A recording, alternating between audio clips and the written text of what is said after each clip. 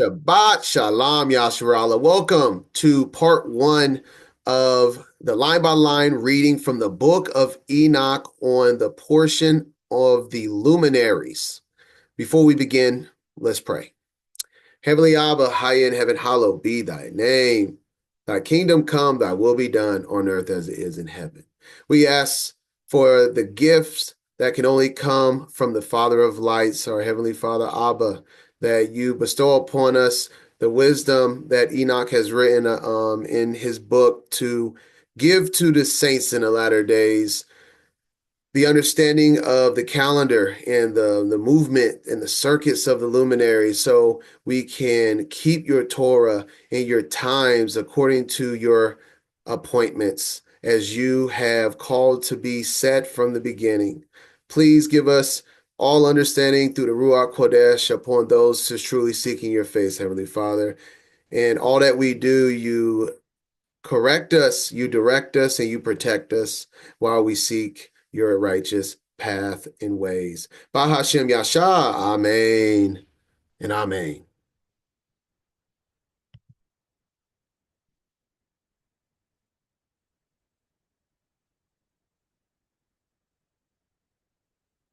All right, so here we are, Book of Enoch, and we will be on the section of the luminary. So part one, we will be covering chapters 72 through 74. The entirety of the luminary, which they call astronomical book, I like luminaries, that's how the scriptures call them, will be from chapter 72 to 82. But like I said, we have book three. We're in book three, and we're going to do it in three parts. And part one is going to be 72 to 74. And as of right now, doing this study, if you're looking for more reading of Enoch, I have book one line by line done on my YouTube channel called the Book of the Watchers, and also the Book of the Dream Vision, which is called the Animal Apocalypse because the dream vision is through animals. And so one by one, we're getting these books done throughout the entire Book of Enoch. There are 5 sections, and this will be the third of the 5 completed as of right now during this reading. In the future, we're going to get the whole book done, though, right? And through this reading, I will be using that app and website called Stellarium, which is a luminary-based app to show the movement of the sun, the moon, and the stars at certain points of our reading. So exactly what you see here, I'll click on it. Oh, there's the link. And takes you exactly to that link. You can do the same exact thing. You can pretty much do it with me if you wanted to. But I'm going to close that out because that makes the computer run a little slow. A lot of software on that, but we will be using Stellarium. All right.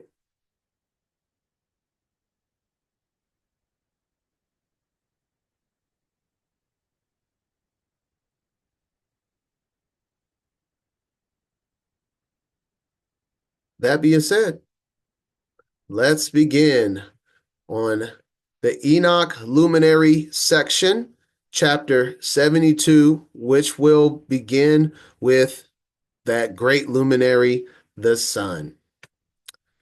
Chapter 72, verse 1. The book of the courses of the luminaries of the heaven, the relations of each according to their classes, their dominion, and their seasons, according to their names and places of origin, and according to their months, which Uriel, the holy angel who was with me, who is their guide, showed me. And he showed me all their laws exactly as they are, and how it is with regard to all the years of the world and unto eternity, till the new creation is accomplished, which endureth till eternity. Wow, what a first verse. That was one verse right there.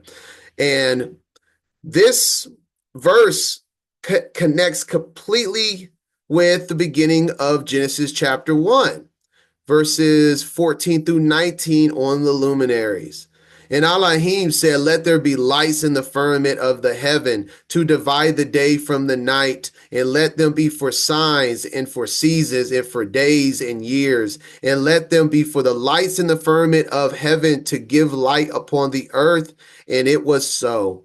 And Elohim made two great lights, the greater light to rule the day, and the lesser light to rule the night. He made the stars also. And Elohim said, set them in the firmament of the heaven to give light upon the earth, and to rule over the day and over the night, and to divide the light from the darkness. And God, Elohim, saw that it was good. And the evening and the morning were the fourth day. This is pretty much saying the same thing, just different verbs, different descriptions of it. The laws, Genesis 1:14 through 19, simply saying this, saying the laws and what the luminaries will be in charge of, what they will conduct, what signs they will give for signs, seasons, days, years. What we just read in Enoch chapter 72, verse 1. So the days, the nights, that's their classes, that's their dominions. Then we have seasons, the same word used in Genesis 1, which is also Moedim, appointed times. Their names, their according to their all of this is describing their cycles, the structure of their cycles, and what they will give us signs in their operations, their duties and roles for us on earth, right? So off top, Enoch sounds like scripture, doesn't it? Verse 2. And as I said, in the path of righteousness, everything Enoch just said there, we have to be consistent. When we get through this luminary reading and it goes through all of these crazy details on how things work, we have to take it, understand it, so we can't try to contradict even one chapter and or omit it because you just don't understand it. That's where people stumble on the calendar, particularly because they just omit chapters or verses that they don't understand. But once you read it, understand it, then it's harder to be deceived now, isn't it? That's why we're here, to study to show thyself approved. Okay, now let's get into it. Verse 2. And this is the first law of the luminaries. The luminary, the sun, has its rising in the eastern portals of the heaven and is setting in the western portals of the heaven. And so I'm going to teach this as if you don't understand the luminaries at all, because I was once there, where I realized the more I started seeing that the scriptures told us to look into the luminaries, the sun, the moon, and the stars, for counsel on the calendar and the times, I realized that I really didn't even know basic anything about the luminaries. The fact that everything rises eastward could have went right over my head 5-6 years ago. But everything rises in the east. It could be a little bit northeast, it could be a little bit southeast, but everything rises eastward. And we will look at that later on Stellarium. And everything also sets in the west. Like I said, it could be a little bit southwest, could be a little bit northwest, but everything sets in the west. Basic fundamentals that if you don't know, you got to understand, so you know what you're looking at, right? And I want to also show a sign. Abba's creation is unbelievable. But then when you add Abba's language, the original language of creation is pictographs, these pictures. We have it starting with Aleph and ending in Tav. But we're going to point at this one. I got the little hand pointing at it. This one is called over here Kuf. Kuf. And we see a circle with a line going through it. And as we see here, the meaning of this is that this is the sun. And this is the sun at the horizon when you go more into it. That's what the line going through it. And a part of the meaning of this is time. The sun at horizon means time, as I put here. And this is the just beautiful thing about Abba. He's just so consistent the more you dig into it. He goes as deep as you're willing to go.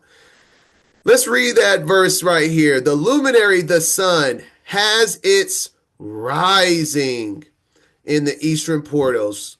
We're going to read all throughout this luminary section that everything starts at its rising. The day starts when? At the rising of the sun. The moon phase can be seen when? At her rising. And that is the cool connection with Abba, is that he's very consistent with that. The sign that literally means a sun at the horizon equals time, because that is where the time begins. All right, now verse 3.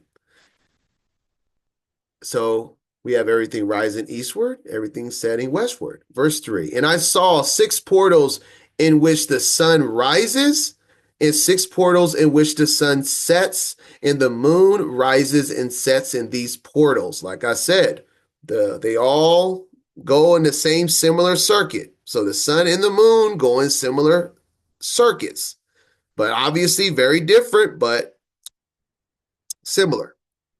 And sets in these portals. So a circuit in Enoch is called portals. It's just the way they translated it. All right. I'm not talking about a movie portal. This is simply a circuit that it travels. And the leaders of the stars and those whom they lead, 6 in the east and 6 in the west, and all following each other in accurately corresponding order. Also many windows to the right and left of these portals. So we're going to see windows simply mean months or even days throughout the year. Those are the windows, months or days throughout the year. So now let's look at a visual of the 6 portals. So this is the 6 portals. We will see that if you're looking at a regular map and they have these lines, we will see that line 4 is where what they call the equator is at. Line 6 is where they call the Tropic of Cancer, which is just the constellation the sun is in during this circuit of 6. And then the number 1 is what they would call the Tropic of Capricorn, which is the same thing, is the constellation the sun is in during winter time for at least the northern hemisphere. And so these are the portals. And when it says, so let's pick on America right here. This is the eastern side of America. So it says there's 6 in the east and 6 in the west. This is what it's referring to. The sun can rise in any of these 6 portals from the east, and then sets in any of these 6 portals in the west from the other side. And the moon and the sun travels through these 6 portals. And here is a yearly cycle of what that may look like. This is a figure 8 that the sun gives us throughout an entire year, which they call an analemma. And that's what a yearly cycle looks going through these, what Enoch calls portals.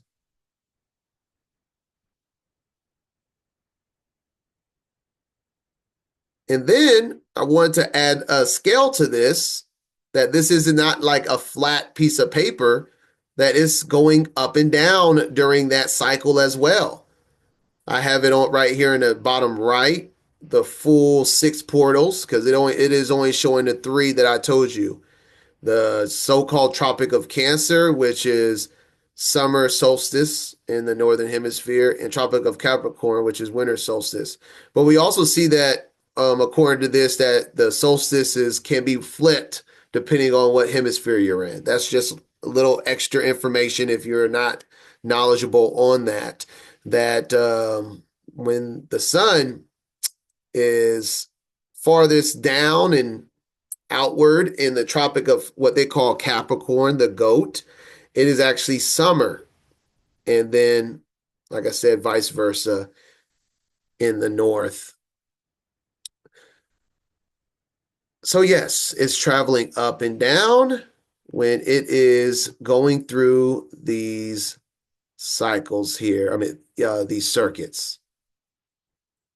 So right now, just showing you the basics of how it works, especially on a flat Earth that we live on and not a globe on the heliocentric model.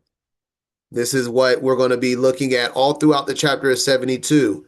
The entire chapter of 72 is a full year cycle, and that's what we're witnessing here. The full year cycle of the sun is going to be described, and this is what it's describing. So I'm just preparing your minds to have an image on what we're reading. And then, so we have it from a profile point of view here to see the incline and decline of the sun. We have it from an overview from heaven, and now we're going to have the view of the yearly cycle of the sun on Earth. As we see here at the rising of the sun, this is December, November, October, and then we have the summer solstice of June, and then equinox here, and we see that this is the figure 8 that's happening throughout the year from sunrise, and then from the sun being in the heavens. The sun photographed for almost 2 years every day from the same spot in roughly the same time. Summer solstice is going to be the highest in the year, and the winter solstice at the lowest.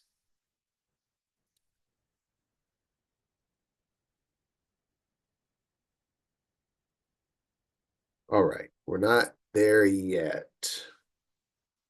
All right. And once again, I mean, I say this when I was going over the luminaries, is that I know that you're getting a total like mind relearning from, like I talked about, from globe to flat earth, from even having basic fundamentals on the movements of the sun, the moon, the stars. All of this could be a lot. Just remember to take your time with it. It's recorded so you can pause it, study it, go read Enoch, other scripture, come back to it. Make sure you take this and do not rush over it. All right. So we have the rising in the east, the setting in the west, 6 portals. We just looked throughout the whole portals and the movement through them, with specifically the sun.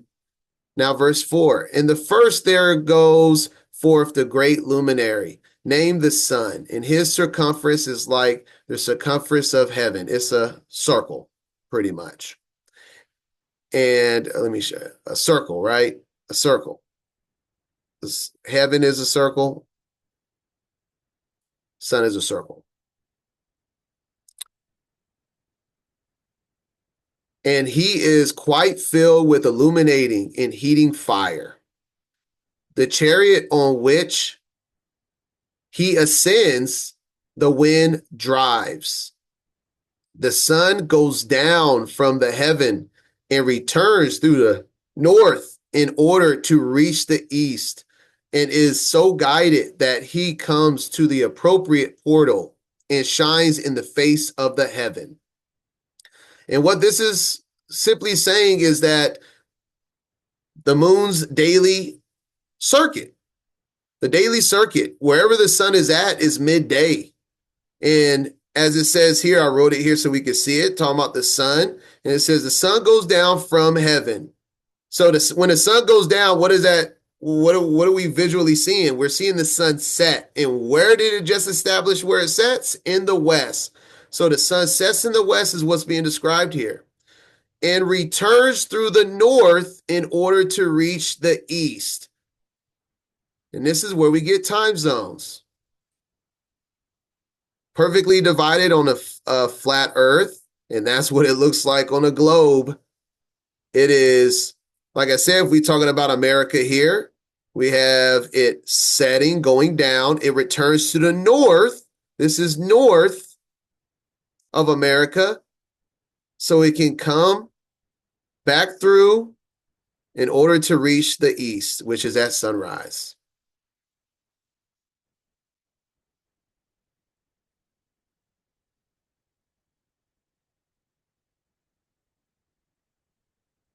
All right, verse 6. In this way, he rises in the first month in the great portal, which is the fourth. So the fourth of those 6 portals.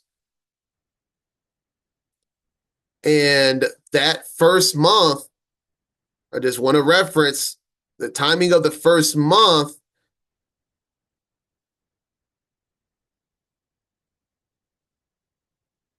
Oh my goodness.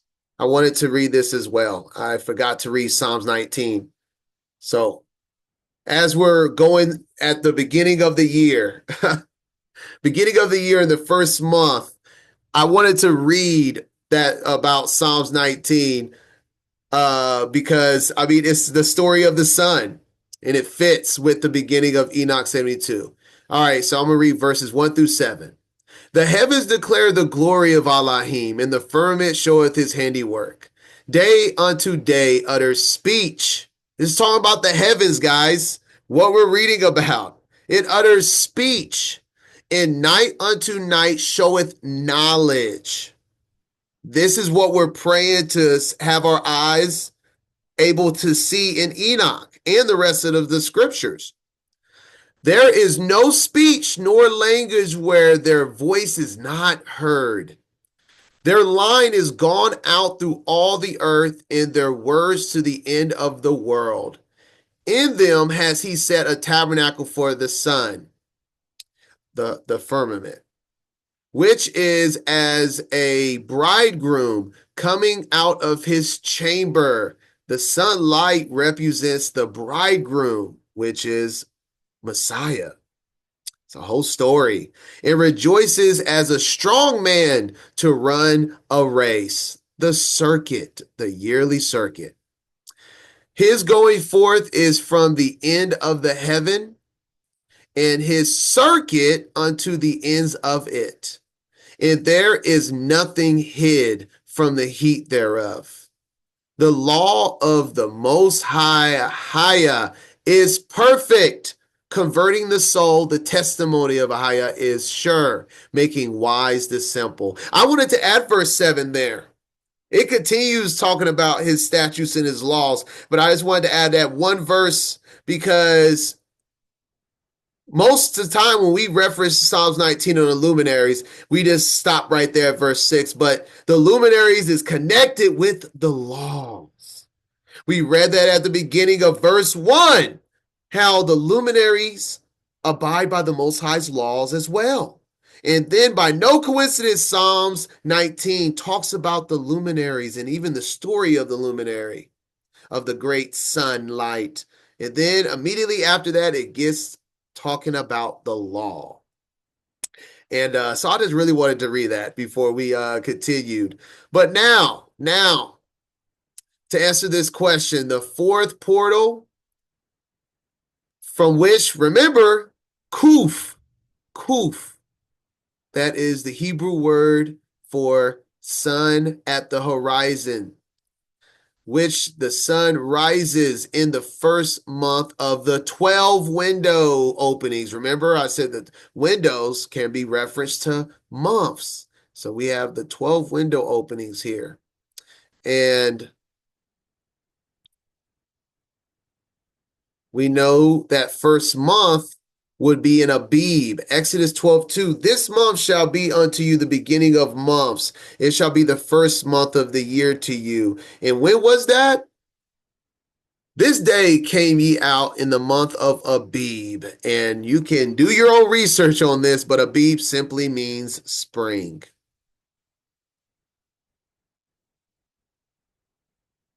All right.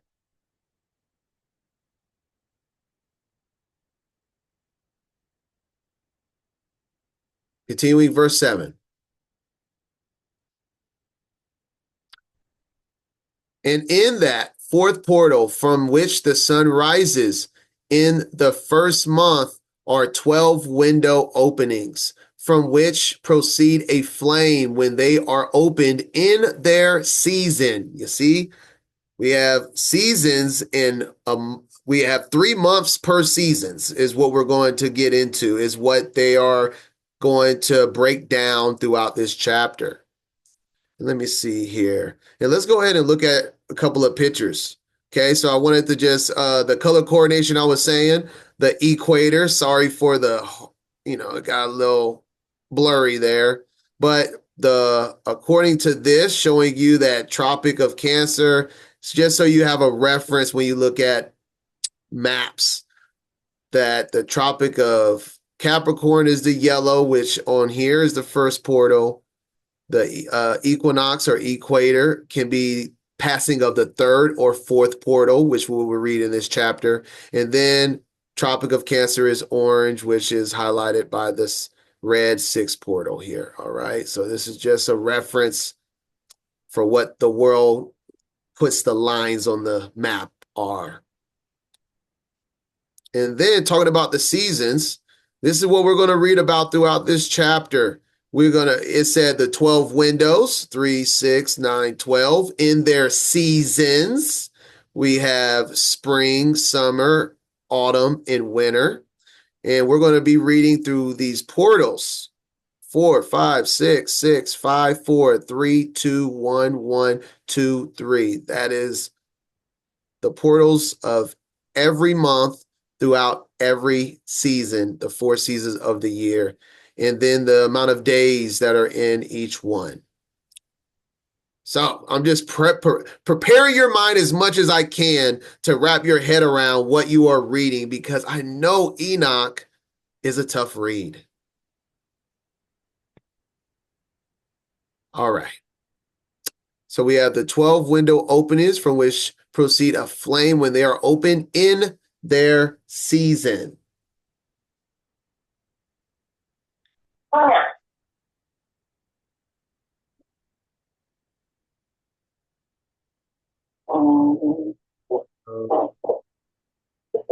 One second. Somebody got a mic on. All right, fix that. All right. Verse 8.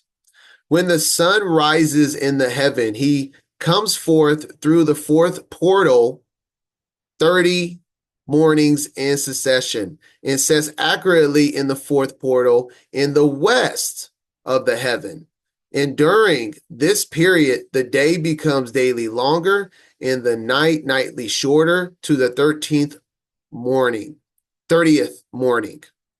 On that day, the day is longer than the night by a ninth part, and the day amounts exactly to 10 parts, and the night to 8 parts. So we're going to read that there are 18 parts of, so the Gregorian timekeepers tells us we have 24 hours in a day, and they include that in a day and a night. 24 hours in a day. Well, day and night are separate, but there are 18 parts, according to Enoch. There are 18 parts of a full cycle until we get back to the rising of the sun. 18 parts. And that is what is being broken down in this chapter. Not 24 hours, 18 parts. And let me see if I have a picture for that. Oh, we'll show that at the end. But right now we're at the beginning of spring, and this is what it looks like on a flat Earth. The half the Earth is what at the beginning of spring will be light, and half will be dark. And it will be the third portal, rising through the third portal, crossing into the fourth portal, is what we're witnessing here. And so this is what they call the spring equinox. And after the 30th day, as we read here in verse 9 to 10, that at the end of the 30th day, during this time frame or during the 30 days, the day becomes longer and the night becomes shorter. And then it tells us the parts. So it was 9 and 9. It was half and half. But now one part in the 30 by the end of the 30th day. So we're looking right here. The vernal equinox or the spring equinox, 30 days. It starts, day and night is equal. Right here, night gets shorter and the day gets longer. So it becomes from 9 to 9 to, matter of fact, I'll write this in too. This stuff helps me as well. So it is 9 parts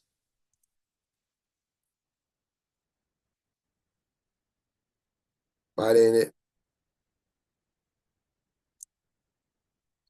10 parts light, 8 parts,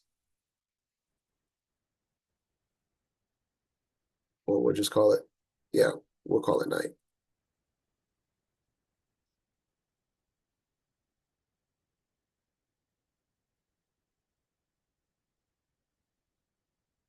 I have space in here to do it.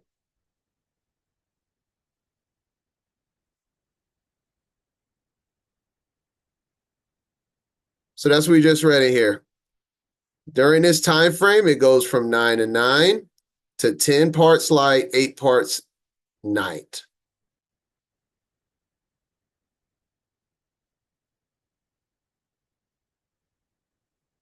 All right, continuing now in verse 11. The sun rises from that fourth portal and sets in the fourth and returns to the fifth portal of the east 30 mornings and rises from it and sets in the fifth portal. And when the day becomes longer by 2 parts and amounts to an 11th part, and the night becomes shorter and amounts to a 7 part. And so now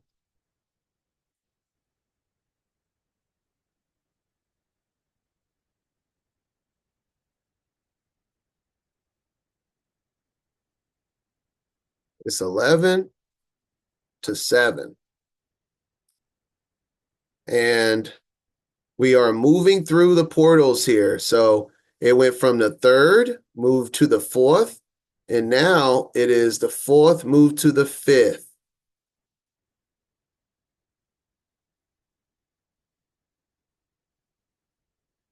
And overhead is going inward. Inward is higher, right? So now we're in the fifth portal, and that was for 30 days. And the light extended and the dark decreased.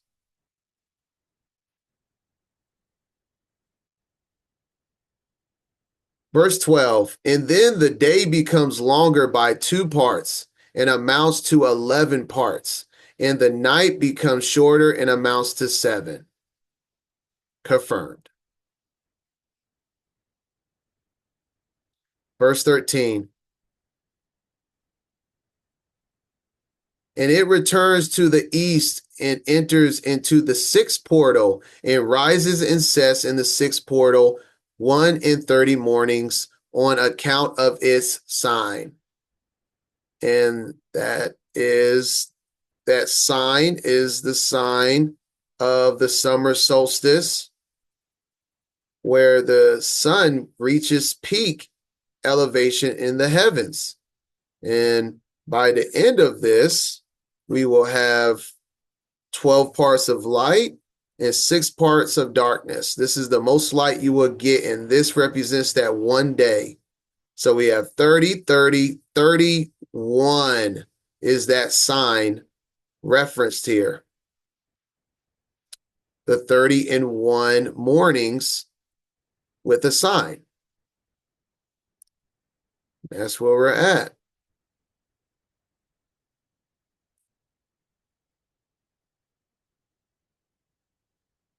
And here we are here looking at that sign. Roughly June 20th, the Gregorian calendar can change. So it can be possibly on the 19th through the 21st, depending on the year of June. And this is where the earth has its most light throughout, and where the sun has peaked in its elevation as well. And then a little video as we can see a circuit of majority of the earth having more light during this time of the year.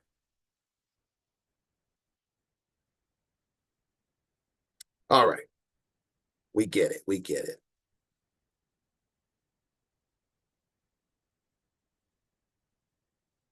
So the day has 12 parts. The night is shortened and becomes 6 parts. Verse 15. And the sun mounts up to make the day shorter and the night longer. So that's where it peaks. And now things are going to slowly start going back the other way. As it says, the day now getting shorter and the night getting longer. The sun returns to the east, rising, and enters into the 6th portal. So we have the 6 here twice because it has to go back down. It reaches a peak in the 6th, and then it has to go back down through that same 6th portal. So it reaches its peak, and then it goes back down and reverses through the 6th portal once again.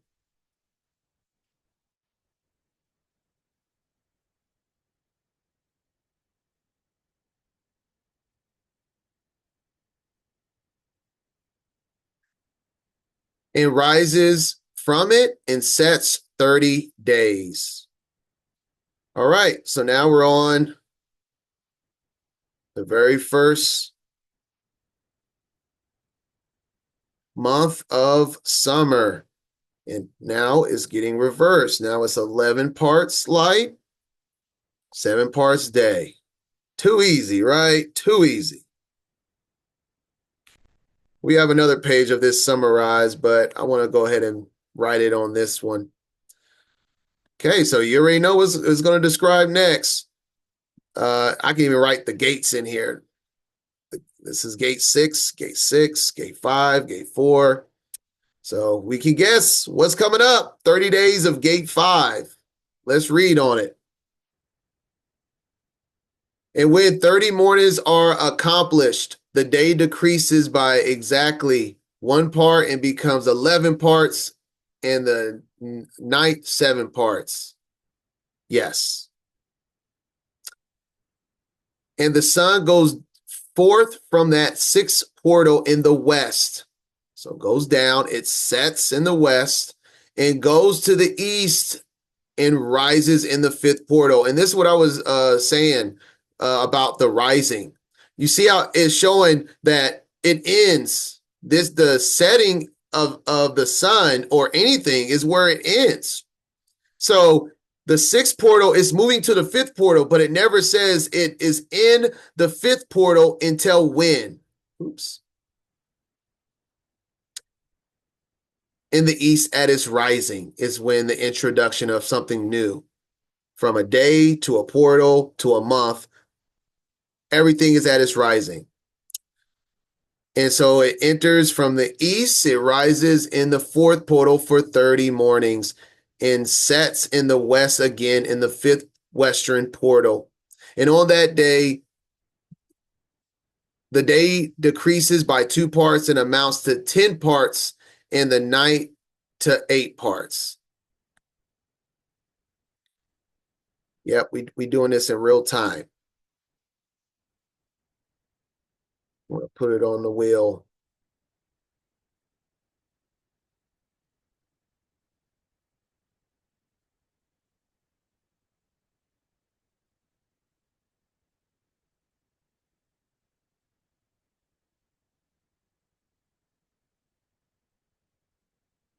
Verse 19.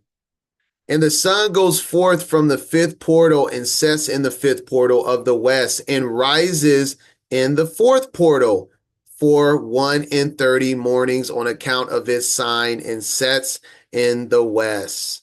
So we have made it all the way back to the equinox and now for fall. And so this is where day and night is equal, working through the parts of light.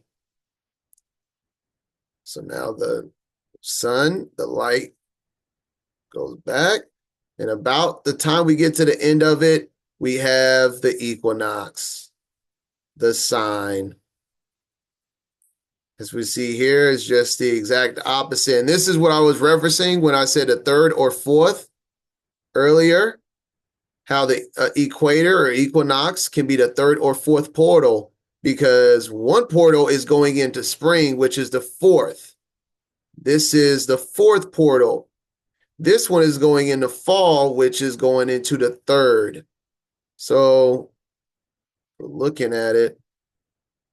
So we have that this is the sun going from 4 to 3, crossing the equator. And this is the sun going from 3 to 4, crossing the equinox or equator.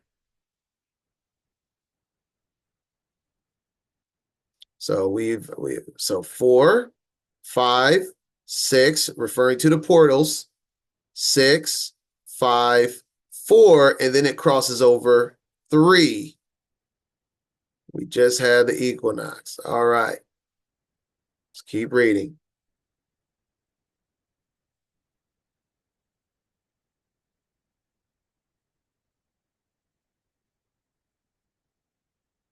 And on that day, the day is equalized with the night and becomes equal length. Well, that's written in. And the night amounts to 9 parts, and the day 9 parts.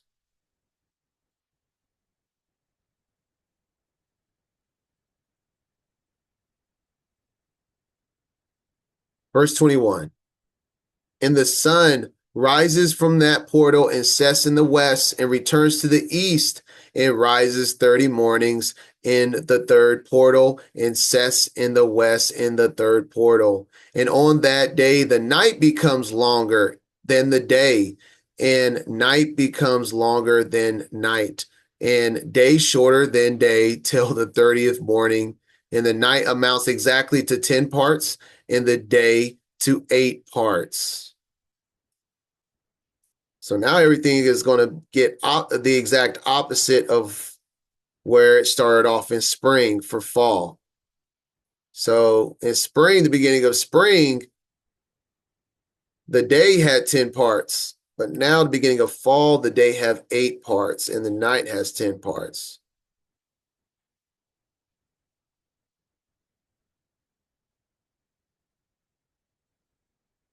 Going through that first from fourth to third right here.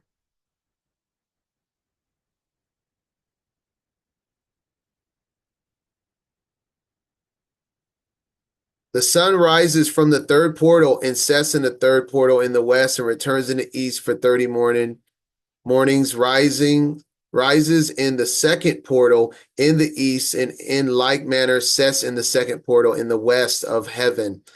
And on that day, the night amounts to 11 parts and the day 7 parts. All right. Here we have.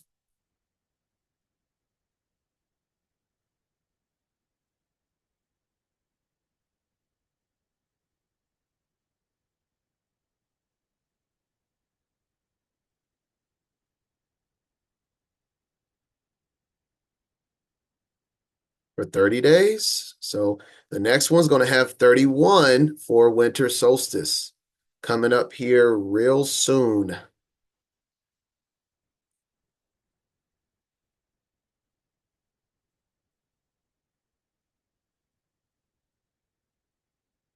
And on that day, wait a minute, 8 parts, 10 parts. Where is it?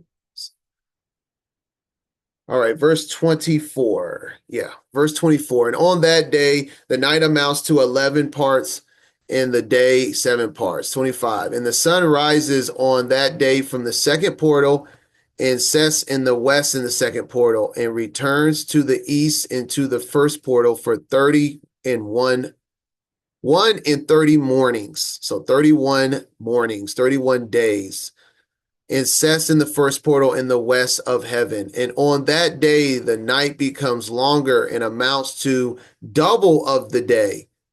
And the night amounts exactly to 12 parts and the day to 6. All right, so the exact opposite of over here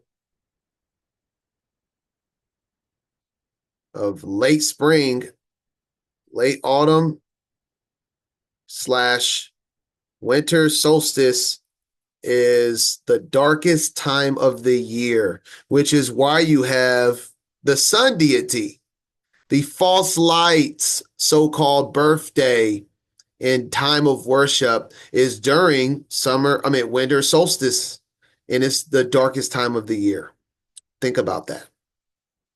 All of this stuff is connected to the heavens. For 30 and 1, this is the 1.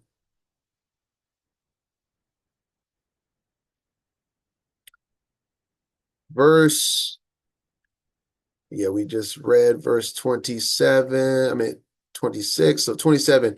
And the sun has traversed the divisions of his orbit and turns again on those divisions of his orbit and enters that portal 30 mornings and sets also in the west opposite to it.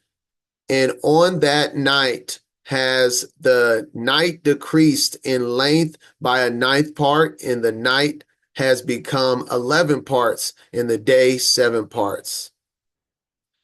And so when it says transverse, now we go to look at the winter solstice. That means the sun goes back. The same thing it did up in the 6th portal. It goes back, so it has to do the number 1 portal twice again. And this is just another video of how minimal this light is during this time of the year, how it doesn't cover a lot of landmass and there's more darkness than light.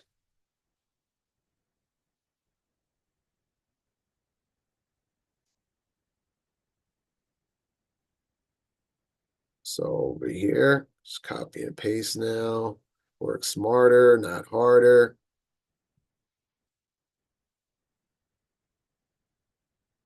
Eleven parts to 7.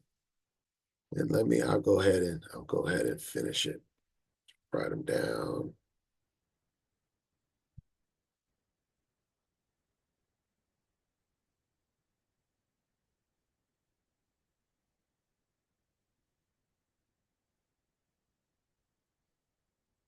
Okay.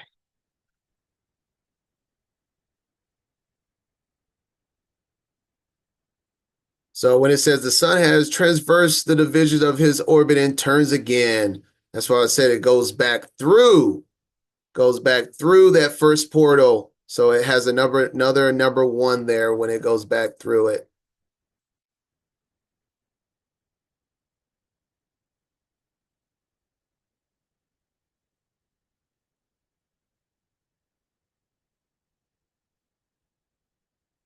All right. So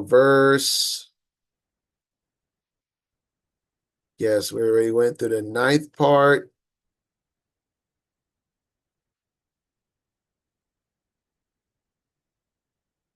Oh my goodness. Come on, work with me. All right. Let me see. Where do we leave off? I'll just keep reading 28 right here. And on that night has the night decreased in length by a ninth part, and the night has become 11 parts, and the day 7 parts. Okay, yes. 11 parts. And we're at middle of winter next here. Verse 29, and the sun has returned and entered into the second portal in the east and returns on those his divisions of his orbit for 30 mornings, rising and setting. And on that day, the night decreases in length, and the night amounts to 10 parts, and the day to 8 parts. 30 mornings.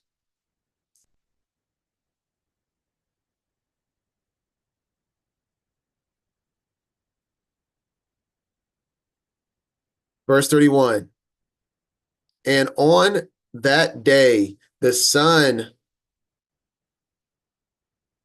rises from that portal and sets in the west, and returns to the east and rises in the third portal for 1 and 30 mornings, and sets in the west of heaven. On that day, the night decreases and amounts to 9 parts, and the day to 9 parts. And the night is equal to the day, and the year is exactly as to its days 364.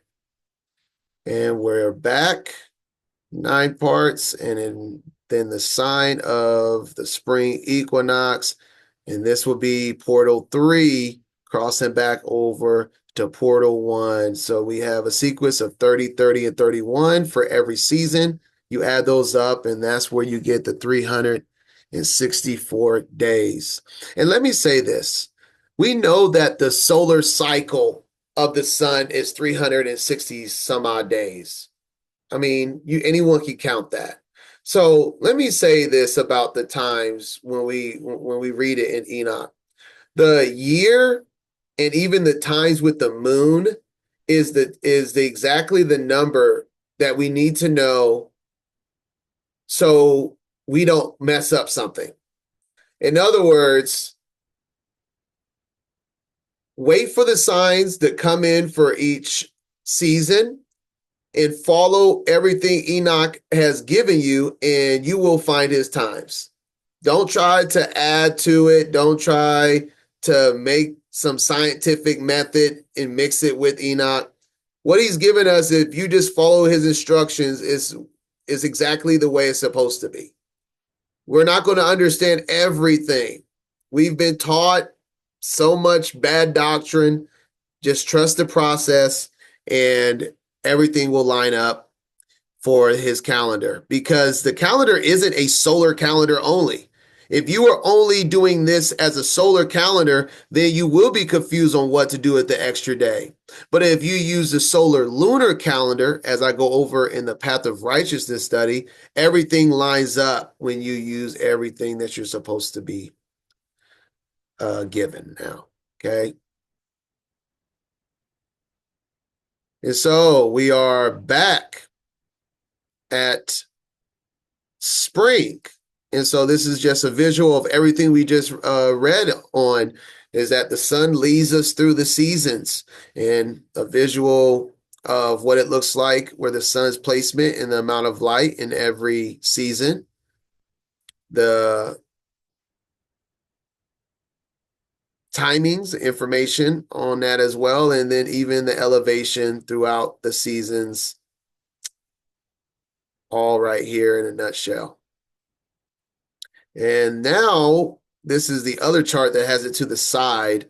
Now I have two, one that's written on the wheel and one information that's on the side. So month 1 in gate 4 for 30 days, ending in 10 parts of daylight and 8 parts of night. Yep, 10 and 8. Okay. So, and I have some interesting just points I wanted to show here, is that during the solstice, the winter and summer solstice, if we go by the divisions of the parts of light, 12 portions of light to 6 portions of night or darkness. At summer solstice, there would be 66.6% light and 33.3% of darkness when you divide 12 by 18 and then 6 by 18. And then, interestingly enough, during the dark time of the year, you have the darkness being 66.6% during Saturnalia, Christmas, and etc. So, so yeah, just thought it was very interesting, those numbers and how they play in certain seasons, because we know nothing's by coincidence. Yep, and it's both. I see a lot of people saying the 666, but guys, did you know the exact opposite of 666 is 33.3, a third, which is where we have a third of the angels, remember, getting swatted down, and you have the trumpets are plagued by thirds. All of these things are connected. So when I'm showing you things, I'm telling you and showing you what these billionaire Luciferians already know, that they worship the heavens, and these numbers are coordinated to their worship. This is why they do it at these times of the year, the rituals and all of that, because the numbers and the light and all of these things I'm showing you is just knowledge that you can apply as wisdom as you grow.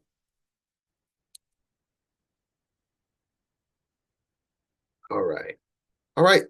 And we're getting to the end of the big chapter. This is the biggest chapter of the luminaries. So it's the full cycle in great detail. All right. Where we leave off, where they had equal. And on that day, the night decreases and amounts to 9 parts, and the day to 9 parts, and the night is equal to the day, and the year is exactly as to its days, 364.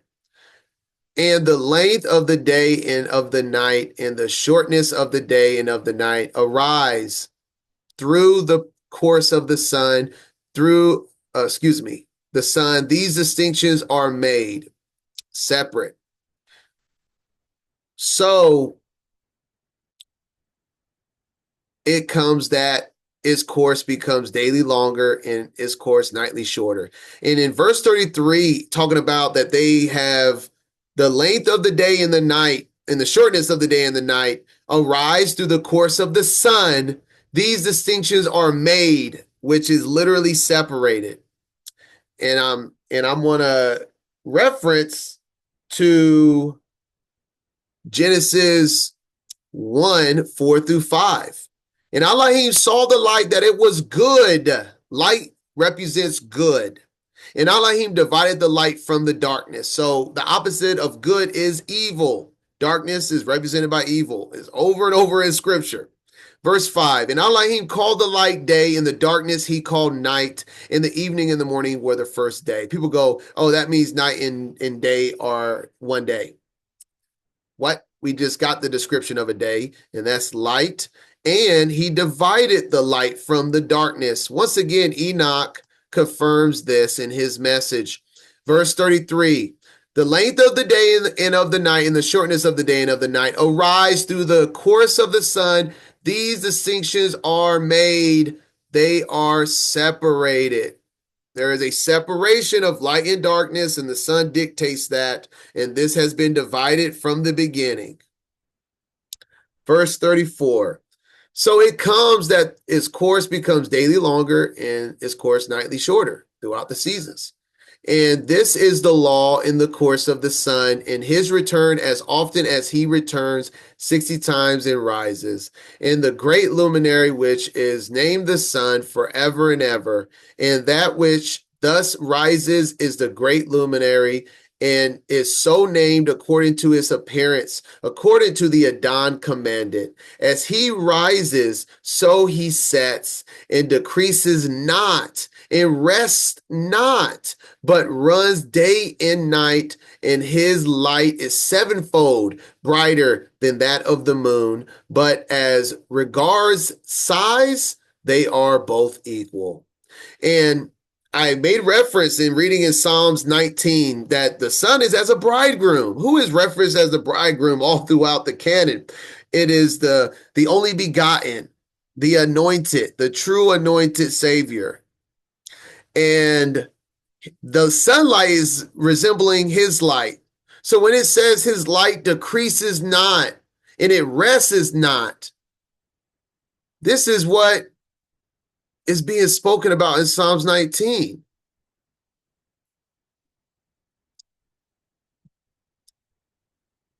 Which is as a bridegroom coming out of his chamber and rejoices as a strong man to run a race.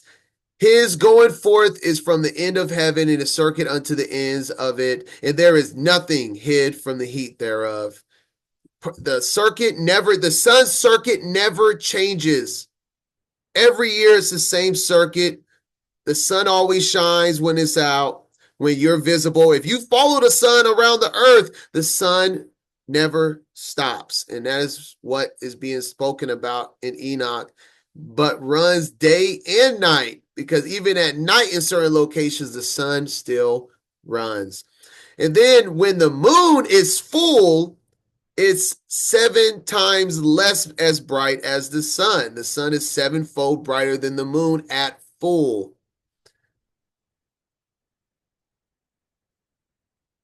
And this is referenced multiple times in this luminary section, that they are equal in size, and that the light is 7 times brighter than at full, but the moonlight is a cool light and the sunlight is a hot light. It's just very cool reference there of understanding that these are 2 separate luminaries, not a rock reflecting a hot sun, right?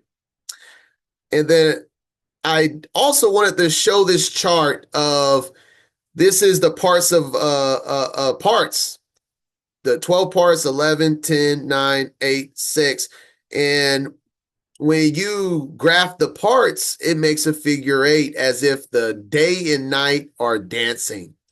And that's exactly is what is happening with the full moon, with the sun, every single new moon. And that is where we're going right into at Enoch chapter 73. So that is the conclusion of Enoch 72. But before we continue to Enoch 73, I wanted to go into Stellarium to show you a quick viewing of the sun throughout the seasons. We're going to start off at the beginning of spring. We'll go to March 20th. Oh, well, let's try. And I'm even going to keep the grass and everything. Oh, so that's north. Here we go. We have east, the sign that we're looking for. Boom. Okay. So we should be able to look due east and see the rising of the sun. Right? If I throw some lines on here, it'll show you this is the ecliptic, the path that the sun is on, right at due east. And the portals are angled, about 23-degree angles, right? So just to, I'm going to go up a little higher just to show you the movement of the sun. So we see the sun is coming from southeast. See, southeast when it's coming from winter into spring. Remember, at the rising of the sun, and then I'm moving the days forward, and look, every day it gets further over until it's right on that line, which represents the equator due east there. And you see on that line, it's rising at an angle, but when you catch it at sunrise, it rises right in the middle of the earth. And when you let the whole day pass, you can look for another sign of this when you go all the way to west. So I'm going to remove this tree. I don't like how they have the trees. You can have the grass and stuff, but why are you going to have the tree in the way? I don't get that part. So I'm going to remove the landscaping for this purpose. But if we go all throughout the day, we will have the sun setting right in the north.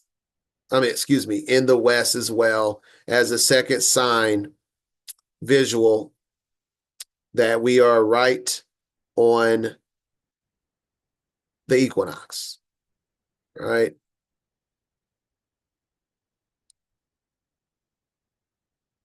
So that is our sign to start spring. And then we have, back up a little bit, start back in the east. And then the next day rises and the sun slowly starts moving northern. So I'm going to now just accelerate the days, and we see that the sun is now moving north. And then it is getting higher. Look, at the same time, look, it's the same time of the day, guys. You see the sun rising in elevation, like I was showing you on the graphics. And then it's going to keep rising. It's going to start turning back around summer solstice.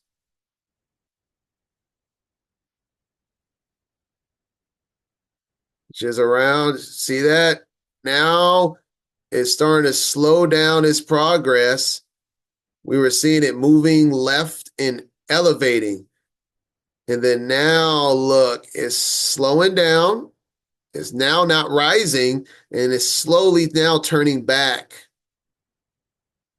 You see that? And let me even show you something. So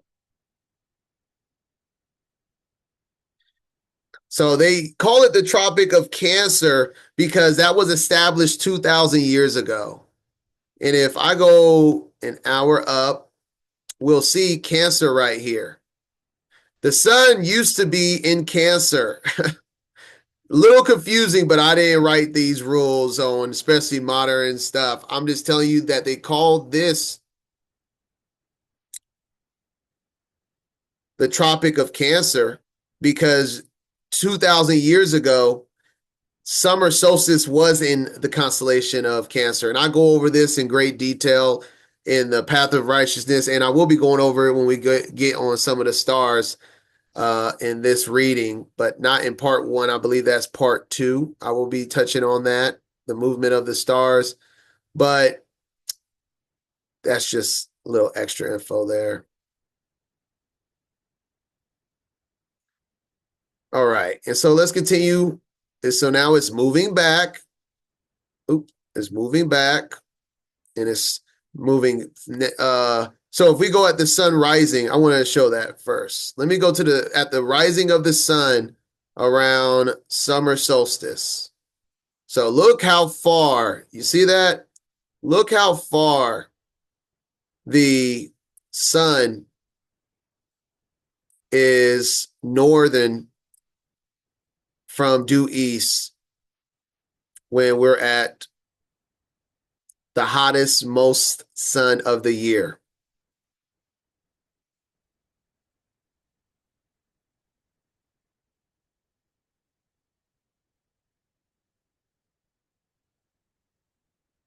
All right. So I'm just going to move it up so we can see the movement. Now I'm just going to go through the days, and we're going to go all the way back until it reaches the equinox. Boom. And then it returns. So as I said, it goes from the 3rd to the 4th, from southeast to due east to northeast. Now we're going from northeast to due east to southeast. This is what we're going to, and boom, the next day, and then a day after, and then it gets lower. And so that's why I'm going to have the time go up an hour so we can see it go lower throughout the seasons. So now we're going to southeast. And it's going lower, doing that figure 8. Oh, and that jump is daylight saving. So if I take that hour back, you see that it's back in the spot where it's supposed to be. And then we keep going, and it's getting lower, low, low, low, low, low, low, low. And then it bottoms out right around December 22nd, winter solstice. And let me go ahead and bring it up so we can see it. And that is when it bottoms out in portal 1. And look how far it is at the rising of the sun, which is the easiest time to measure it. How much over it is from east. It's never more south than east or more north than east. It's always eastward. Like this is from 120 degrees from, it says from 90, and this right here is 60. It pretty much stays within the 60 to 120 if you're using their measurements. Okay. So it's always eastward is the rising of the sun and the moon. But during winter for the sun, it is southeast, and during summer, it is northeast. And then it starts coming back. Oops, wrong one. So the same amount of time, it bottoms out, and then it curves back up all the way until, oh, then there's that daylight savings again. There we go. All the way until his cycle never stops and repeats perfectly all over again. March 20th, roughly. All right. And that is chapter 72, the longest chapter of this luminary section. All right. Now we're on the moon, chapter 73. After this law, I saw another law dealing with the smaller luminary, and we just read that they are the same size. And this is exactly what I mean when I tell people you got to read in context with the luminaries. They could translate something, but it's not necessarily what they're saying. They're saying smaller as the smaller light. We have the two great lights, the lesser light that rules the night and the greater light that rules the day. This is clearly not speaking of size, but lesser light. If you want to take a word and run with it, then you're going to be lost. Let's read in context. Which is named the moon. And her circumference is like the circumference of heaven. Once again, a circle. And her chariot in which she rides is driven by the wind. And light is given to her in definite measure. So I wanted to chase down this little rabbit hole real quick with this wind, because we see this wind multiple times. And I'm gonna open up a new Enoch here. Let's do the comparison right here. And so Enoch, we see Enoch 72, that verse 5, that everything is driven by wind, even the chariot we just read of the sun. He ascends, the wind drives. So the wind drives these luminaries. So let's go down a little rabbit hole real quick. So chapter 18 of Enoch, I'm going to read verse 1 through 5. I saw the treasuries. So this is Enoch in heaven. Of all the winds. I saw how he had furnished with them the whole creation and the firm foundations of the earth. So all of this is with the winds. And I saw the cornerstone of the earth. I saw the four winds which bear the earth and the firmament of the heaven. I saw how the winds stretch out with the vaults of heaven and have their station between heaven and earth. These are the pillars of the heaven. I saw the winds of heaven, which turn and bring the circumference of the sun and all the stars to their setting. I saw the winds on the earth carrying the clouds. I saw the path of the angels I saw at the end of the earth the firmament of heaven above. Wow. Winds control all of these things. So just to break it to you, I'm showing you that some of the times when it's speaking about certain elements, he's actually talking about spirits. Obviously, this is more than just wind. All of these things are moving and functionally happening in their season, and their purpose is being fulfilled because they're being ran by obedient spirits. Let's continue. Chapter 41 now, which is going to be a chapter we reference a couple times in this luminary reading. We're going to read in chapter 41, 1 through 5. And after that, I saw all the secrets of the heavens and how the kingdom is divided and how the actions of men are weighed in the balance. And there I saw the mansions of the elect and the mansions of the holy.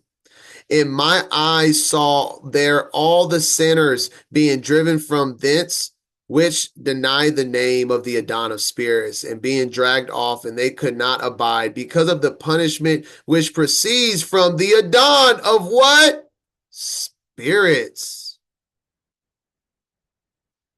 And there my eyes saw the secrets of the lightning and of the thunder, the secrets of the winds, how they are divided to blow over the earth in the secrets of the clouds and dew. And there I saw from whence they proceed in that place, and from which they saturate the dusty earth. And there I saw closed chambers, out of which the winds are divided, the chamber of hell and winds, the chamber of the mist of the clouds, and the cloud thereof hovers over the earth from the beginning of the world. And I saw the chambers of the sun and moon, which they proceed and whither they come again, and their glorious return, and how one is superior to the other in their stately orbit, and how they do not leave their orbit, and they add nothing to their orbit, and they take nothing from it, and they keep faith with each other in accordance with the oath by which they are bound together. All of this is about the heavenly spirits keeping the law of the Most High. And we see that in 69, it actually calls them the spirits. 69:22. And in like manner, the spirits of the water and of the winds, and etc., etc. And the Lawrence translation has an interesting perspective here. Thus, in the heavens take place the blowings of the winds. All of them have breathings. In effect, a complete combination of breathings. Like breath represents life in scripture and in Hebrew. The winds and everything in the luminaries in all creation is ordained by a spirit. Everything has its law, everything has its purpose. And that's what this life is about, is becoming one with that law and that purpose by keeping everything the way Abba has ordained. All right, little rabbit hole. I just want to break some understanding down on what we're reading when it speaks about the winds blowing it, the winds moving it. Yes, the spirits are at work doing the Most High's will. All right. Verse 3 now. Let me check the comment section real quick, make sure. The chariots represent something that it represents movement. We also see Elijah had a chariot from heaven come down to get him. So a chariot simply means a ruach in motion.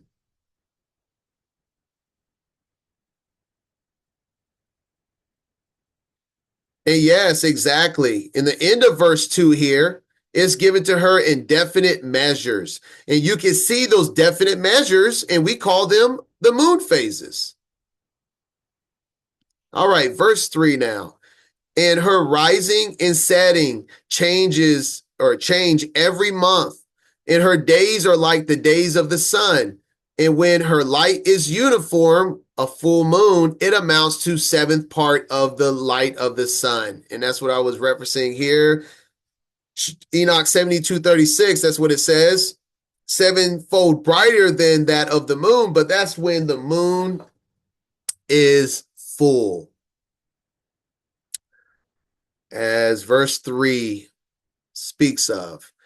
And the rising and setting every month. I have a visual here. Okay, so from Earth, if you're doing the pictures at this roughly the same time, like we did with the sun's analemma, which is simply a circuit for the whole year, the moon takes a circuit of going through all 6 portals every month.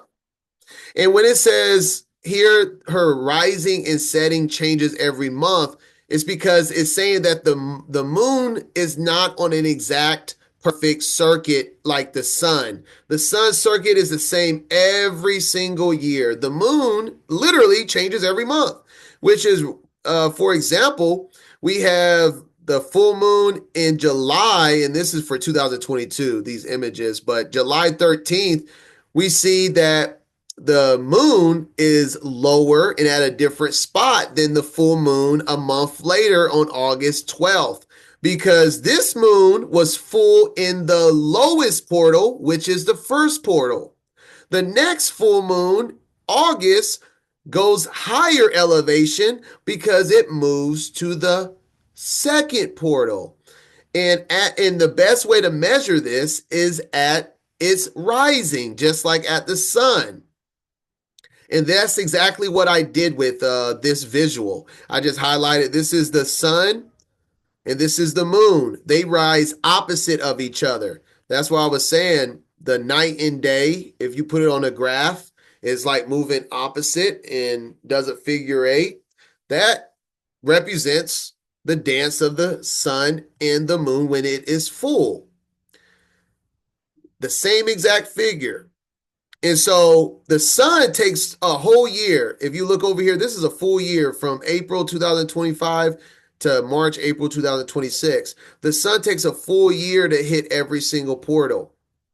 The moon, if we look closely here, the moon changes this portal and hits every single one all year. Every month. So this represents the beginning of one month. So it starts full and then it starts to wane in the light from in the northern hemisphere, wanes from the right side of the moon. So we see that this is where it begins to wane on this side. And it goes towards the first portal. And then it retreats back through the second portal as it's getting slimmer. And it's a waning sliver moon. And then it goes all the way through the third and to the fourth, around where the sun is rising, where the moon becomes dark, which is how you get a solar eclipse, because the dark moon can cover up the sun. And then it goes all the way to the sixth portal. And it continues to now wax. So now we have our first sliver of light moving in the sixth portal, and then it comes back, finishing the figure 8 with more than half light in the fifth, until it comes all the way over here to the next full moon. So it legit goes boom, all the way back into a figure 8. So one of these lines for that represents a month. The moon is doing a figure 8 every single line, every single month. Take your time. I made the chart so I understand it. Take your time, pause the screen, and go and check this out on Stellarium. Matter of fact, let's go check it out now. I'll show you some examples. So we're going to look at, I believe it's, April 12th of 2025. And I'm going to show you exactly exactly. So what we're looking at here, because the whole point of this is so you understand. You understand where I'm coming from. You understand what Enoch is saying. Let's go and look at that right now.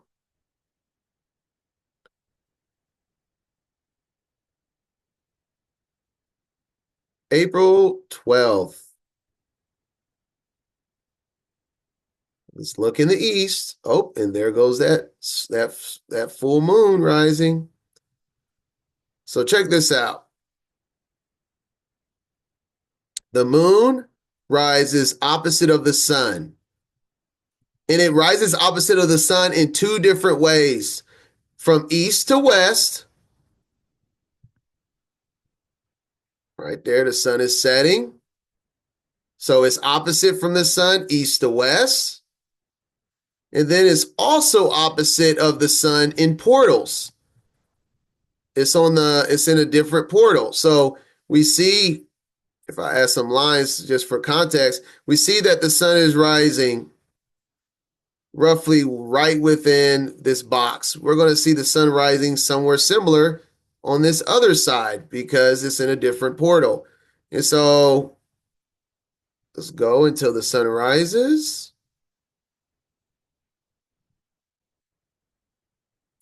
And boom. So the sun rises within there. The moon was rising right in within here. They're rising opposite. And that's what I'm taking in this graph here that I showed you.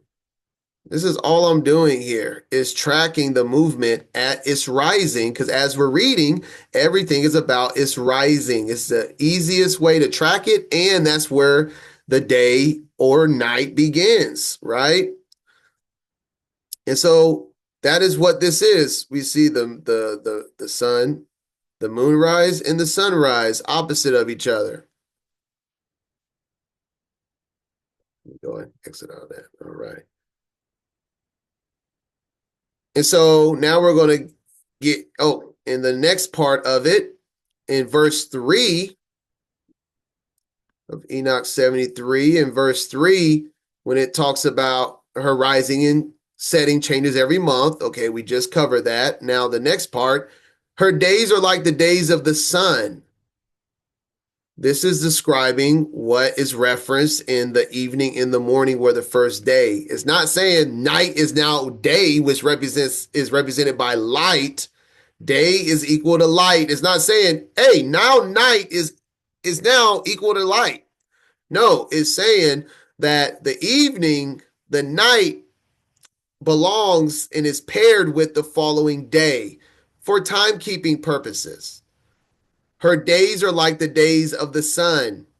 When you see a sign from the moon, it tells you what the day will become. You can look up at the moon and see that the moon is a waxing halfway of light. So light is being received into the moon, and you can look up and see that it's half, and you can know there's about a week left in the month. So her days are like the days of the sun because they're tracked as pair unison for timekeeping purposes.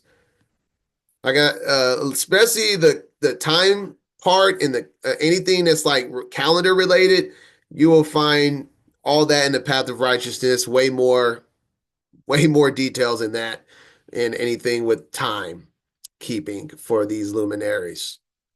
All right, so we break this is what we doing line by line. I want you to understand everything we're reading here. All right. So now verse 4. Oh, and also wanted to just yeah. Yeah, we good.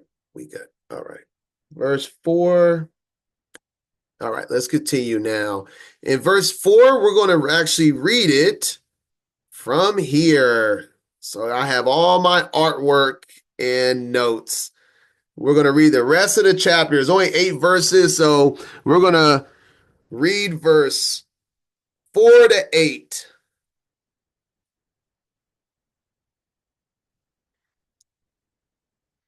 Zoom in a little bit. And thus she rises In her first phase in the east comes forth on the 30th morning. And I have this red so you can connect it to this red. In this red, it says, in the commencement of the lunar day, in the beginning of her morning. That so I showing you when he says the 30th morning, uh, that means the first phase is rising in the east on the 30th morning of nighttime, meaning it's nighttime because the sun doesn't rise in the east. At least the full moon doesn't rise in the east during the sun rising in the east, right? So our first phase is in the east comes forth on the 30th morning. Very important detail here is that it comes forth in the east. Look at the Lawrence translation over here. Thus it rises, so it's at its rising, and at its commencement, which is beginning towards the east, goes forth for 30 days. So the beginning of the moon is like the sun. The beginning of the moon is at its rising. The rising represents the beginning. The setting represents the end. Very important when you want to understand the calendar and how things work. Beginning is at its rising, the setting is at its ending. So if you have someone telling you to use a moon phase and it's visible at its setting, that's not the beginning, is it? The beginning is at its rising. And I'm saying this, I'm planting a seed. You will see this all throughout the luminary readings. All right. And when I show you, I'm going to show you on Stellarium. There's only one phase that rises that is marked as a sign in the east at the beginning of her morning, which is nighttime. And that is a full moon. The sun sets, I kind of just showed you as the sun is setting, the moon is rising. It fits it perfectly. Thus, she rises in the beginning of her morning, which is nighttime, the first phase in the east. Man, matter of fact, I'm going to go ahead and open that Stellarium and break this down in real time here. So we're going to do April 12th once again.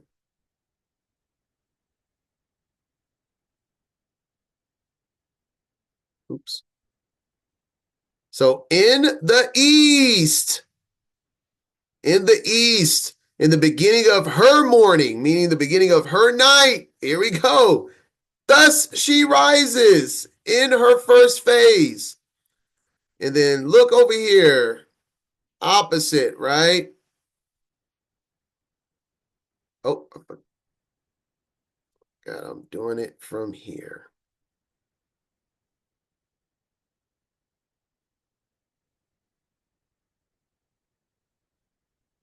And then they use a generic 30 days, even though the moon can give us months of 29 or 30 days. They're using a generic 30 days. So it says for 30 days because that's what it's using as a base. And on that day, she becomes visible. And on that day, the beginning of her morning, she becomes visible. Very clear stuff right here.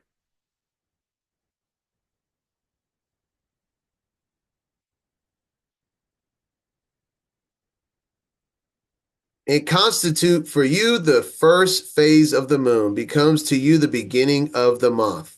All right. So there's only one phase that rises in the east at the beginning of night, and that's the full moon. Okay. And so I have this bracketed off because the rest of this is all about showing us the law of the moon of light going in and out of her. That's what this introduction of the moon is in Enoch 73. And so verse 5 now accelerates all the way down to her being minimal light. And the one half of her goes forth by a seventh part. So one half of a seventh is 1/14th, meaning there's a little bitty line. So it says goes forth by 1/7 part, and her whole circumference is empty without light, with the exception of 1/7 part of it and the 14th part of her light. So, good gracious, is simply just saying that it takes every day roughly gives a 1/14th portion of light. So, it takes 14 days to remove all the light, is what's being spoken of here.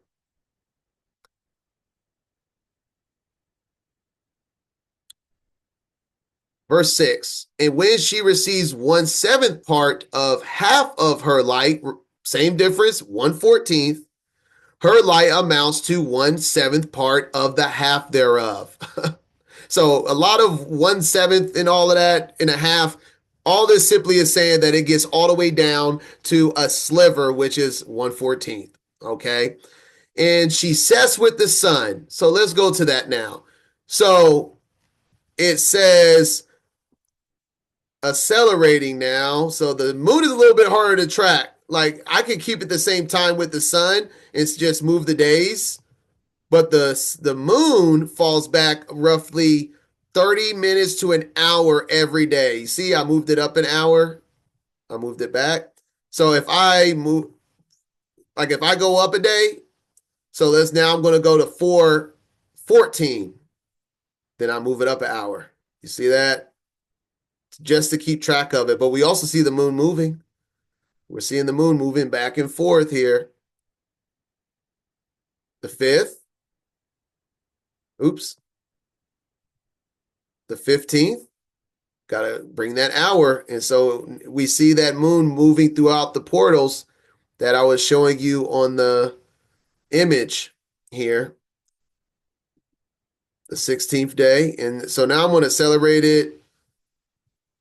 Let's get to the end of the month, just like the reading did. The reading got straight to the point, and I'm going to start going in the west because it's not going to be seen in the east when we get to the darker part. So let me see. It was 4/12. Let me see. I got a calendar right here. Where's the full moon for May? It will be on the 12th as well. Oh, excuse me. We're not going to the next full moon. We're going to the dark moon. Excuse me. So not the full moon. It's the dark moon. The dark moon is on the 27th. And so the 27th go to the 26th. All right, so let's read it one more time. So now it talks about a little sliver, 1/14th, and then she sets with the sun. So I can't even barely see it. See it. It's actually in front of the sun right now. Let me remove this and let me back up. There she is. So this says she has 1% light, and there it is on the left side, even though it's upright, the left side of the moon, almost completely gone. 1/14th, as Enoch will call her. And then let's go a day, and we're going to see. So it describes the 1/14th, and then the next day, there she is. She is 0%. And what does she do? After that 1/14th of light, she sets with the sun. And that was right there, setting with the sun. All right, so that's what we're reading. It talks about, it accelerates it all the way to the sliver of light, and then she sets with the sun. And when the sun rises, the moon rises with him and receives the half of one part of light in that night in the beginning of her morning. All right. And so now we're on the other end, the sliver of light. When she rises, with the sun, she will start now receiving light back within her. So let's just accelerate this forward. So now she rises with the sun, and we see now she's starting to receive light, but she's not visible yet, which is why Enoch says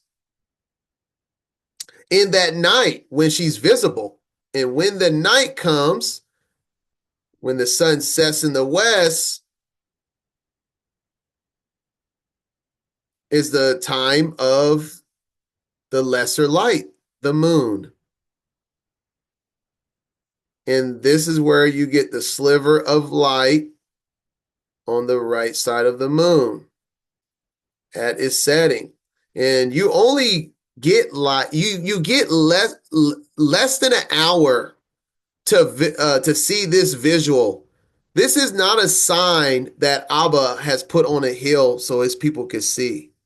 This is a sign that's only visible for less than 30 minutes, less than an hour, and it's in the west, not in the east, okay, where things are coming to a close. So this sign is coming to a close at the beginning of the night of her office. Oops, look at it here. All right. The moon sets with the sun, so we're seeing it. It's still going to set with the sun, relatively close. Like I said, within an hour or so after it is visible and the sun sets. And is invisible that night with the 14 parts in the half of one of them. So it has one, now it is waxing 1/14th, but it is invisible for the remainder of the night. It was only out for like an hour. And very, very clearly seen here.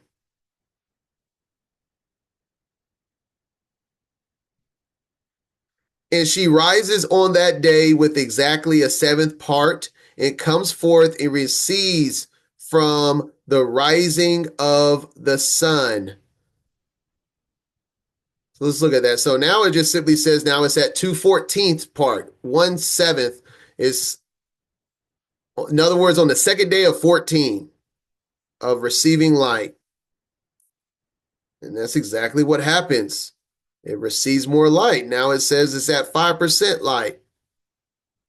And it says it recedes from the sun. It recedes from the sun. What does that look like? Every time she rises, the next day, look at the next day. I'm going now to April 30th. She recedes.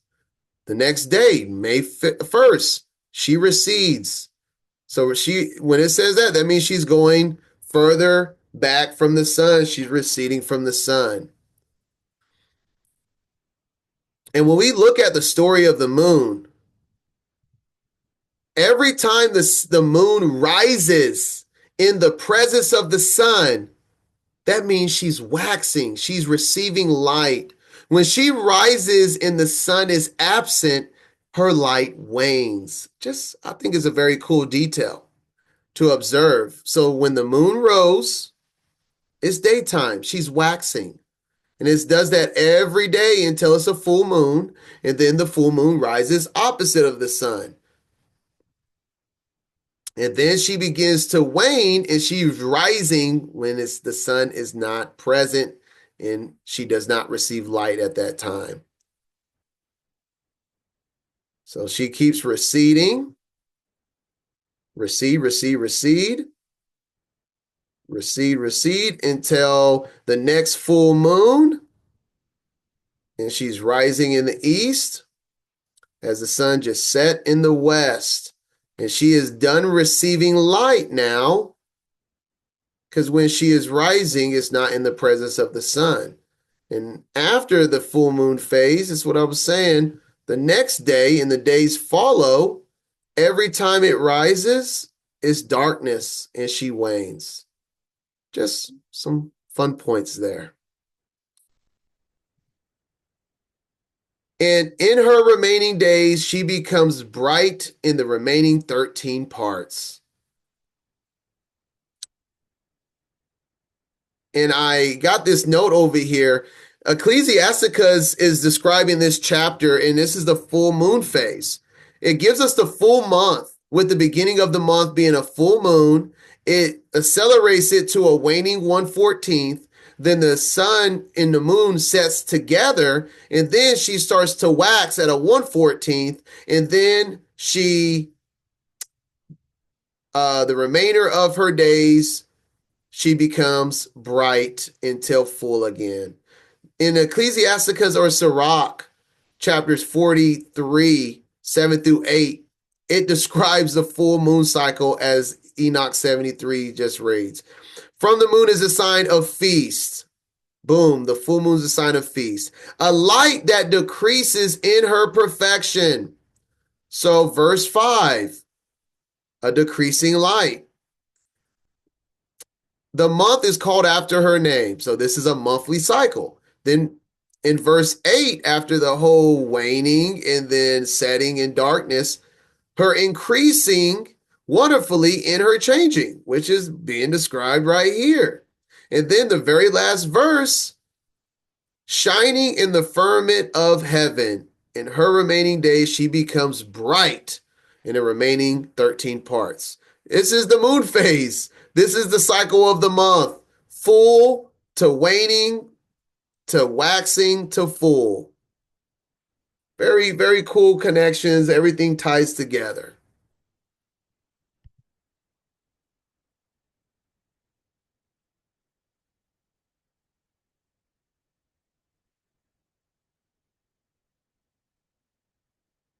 All right.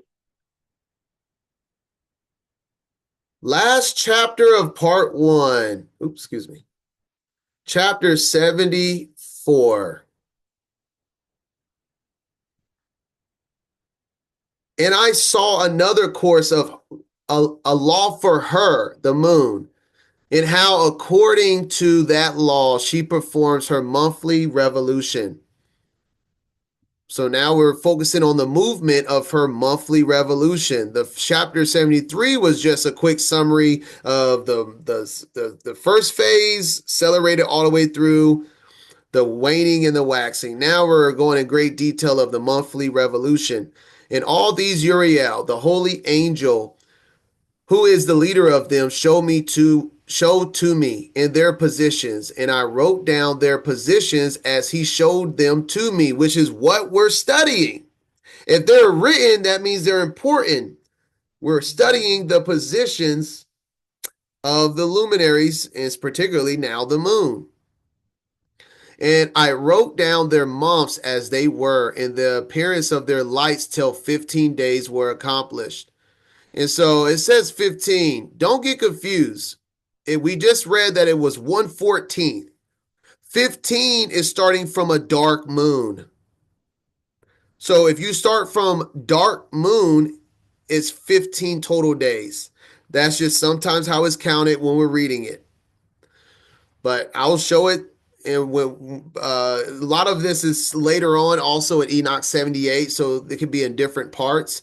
But bring it all together. It all makes sense. Verse 3. In single seventh parts, she accomplishes all her light in the east. You heard that? In the east. This is where things are beginning and accomplished. And in the single seventh parts, accomplishes all her darkness in the west. The darkness comes at the setting in the west and totally opposite as the movement of the sun that I showed you. That's what I was saying in Enoch 73 when it says the first phase comes in the east. The very next chapter tells you that the phase in the east is light. Is light, the full moon. If someone's telling you that the first phase in the east is a sliver moon, then we're not thorough. We're not thorough in understanding the visuals of the luminaries and reading full context here.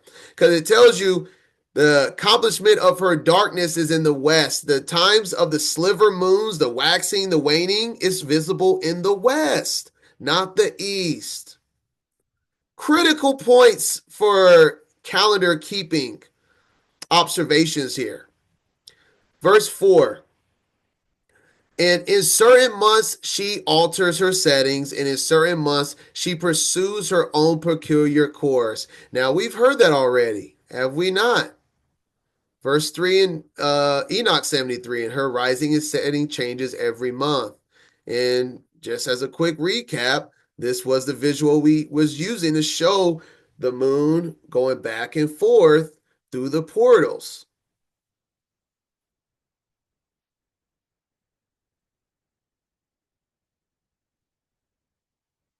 And yeah, I already showed you the full moon rising in the east, the dark moon setting in the west. That's the balance of it. All right, so now verse 5. In 2 months, the moon sets with the sun, and in those two middle portals, the third and the fourth. The third and the fourth, the two middle portals. That's what I was saying. Third to fourth is with the sun is going into spring, and then the fourth to the third is going into fall. But these are the two middle portals. And Enoch is now about to give us a descriptive example of the moon shifting from each portal in these seasons, during these times, that the sun is in the third to the fourth or the fourth to the third. All right, so here we go. I'm going to read verse 4 on, verse 5. Excuse me, verse 6 in this visual here. So we're at verse 6. All right, so verse 6, look at this top here. The arrow is literally the direction it's moving, and the color of the arrow matches the color that is in the verse. Okay, so this is your key. We have the portals. Remember I said this whole line represents a whole month, and the sun doesn't move much during this time, and the date of the sun is the same date as the full moon across from her. All right, that being said, this is describing the sun going from the third to the fourth. What would the moon be doing when the sun is going from the third to the fourth portal? So verse 6, she goes forth for 7 days. So we start here. Enoch already told us the starting point. The starting point is the full moon. So we have the full moon here. Goes forth for 7 days. And this is where the moon is at roughly 7 days later. So the moon, it went forth for 7 days. And it goes from the fourth all the way to the first here. And turns about. It turns back. And this is the arrow. It turns back a few days later. It returns again through the portal where the sun rises and accomplishes all her light, meaning the dark phase. And look what we have. Within the same confines of the sun portal where the sun rose in during this time, where the moon accomplishes her light, that's where the moon rose, just as Enoch says. And she recedes. Now we know what recedes means, that she falls back in the visual sense of the sun, and in 8 days enters the sixth portal. So as she begins to wax, you see that she's getting farther out there all the way to the end of the sixth portal. So she's moving from dark, and she goes through the fourth, through the fifth, and hits this sixth portal in 8 days as spoken here, from which the sun goes forth. And that's just saying that the sun goes through these portals as well. The sun didn't rise through this portal. The sun just goes through these portals given the time of the year. All right. That is verse 6. Verse 6 is a lot because it doesn't break it down as well as the next verse. So we just read verse 6, and all that, the whole month is summarized in verse 6. So now the following verse, he does it again. So this was from when the sun was in the third portal to the moving to the fourth. Now we're going to read verse 7 and through 9. And this gives us a little bit more descriptiveness for us. So 7 through 9 in the same chapter. So like I said, we're reading 6 through 9 all right here with the visuals. All right. That's what we're on right now.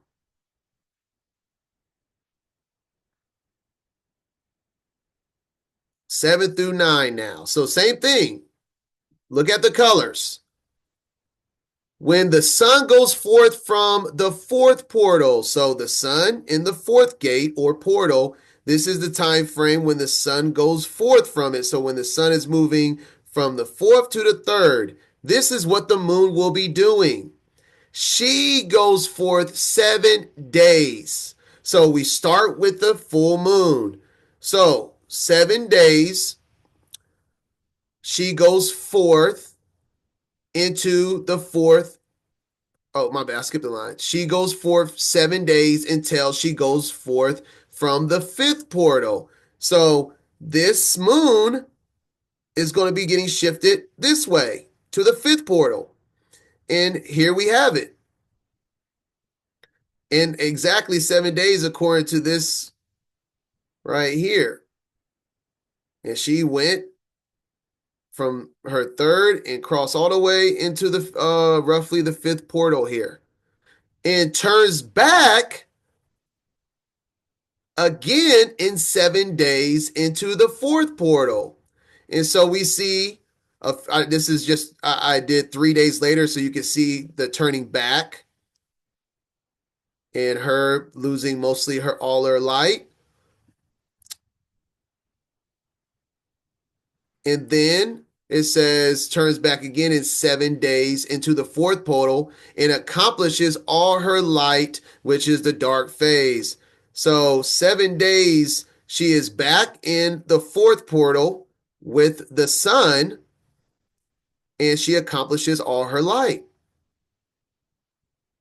And she recedes. And so recedes means she's waxing. So now she's rising, but right after the sun, and recedes every day and enters into the first portal in 8 days. And let me remind you guys, this is real observation. This is real note taking. This is based off of real me plotting all the rising and settings of the moon.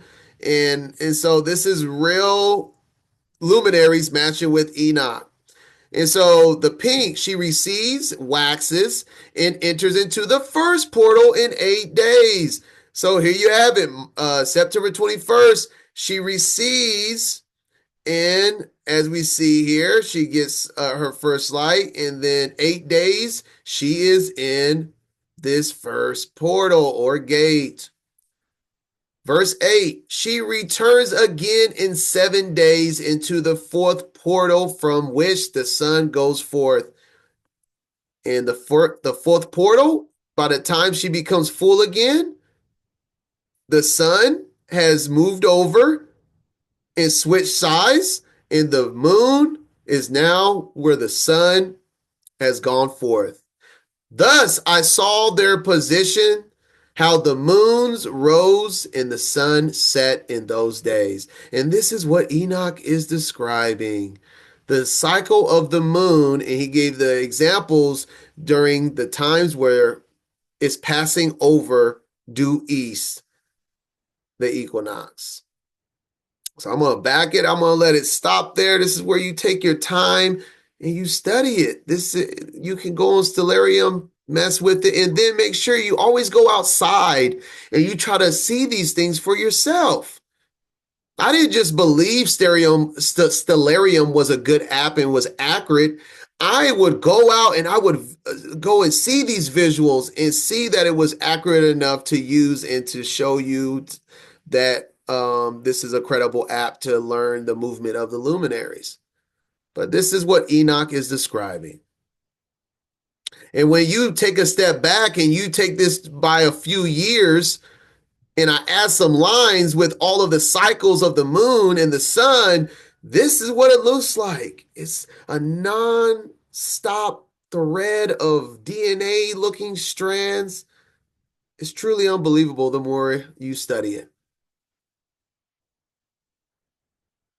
All right. And the second half of Enoch 74 is all about the intercalation. And if you don't know what that is, I highly recommend the Path of Righteousness study. I'm going to touch on it in this, but I give way more examples and breakdown on that study. But the intercalation. So before I even start on verse 10, it's the remainder of the chapter, verse 10 through 17. I want to read on it. So intercalation, we'll read it. It's all throughout Enoch. We see Enoch 75. It talks about intercalary days. Enoch 82, the intercalated leaders, talking about the seasons. And then Deuteronomy 16:1 in the Targums tells us to be mindful to keep the times of the festivals with the intercalations of the year and to observe the rotation thereof, which is what we're doing. And we're studying, we're looking into the details, and intercalation means to insert something such as a day or month into a calendar. That's what this is going to be describing here coming up. So let us read. Verse 10. And if 5 years are added together, the sun has an overplus of 30 days.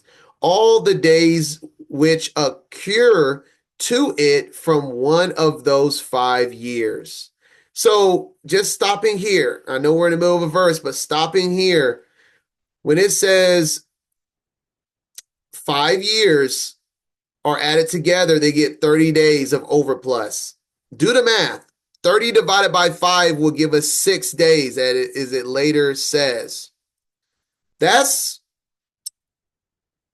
a slightly different math. And I'm going to go ahead and just show you here that this is describing the days of the year without the 4 intercalations. For whatever reason, it doesn't really explain that. You have to study it over and over again to track all of this.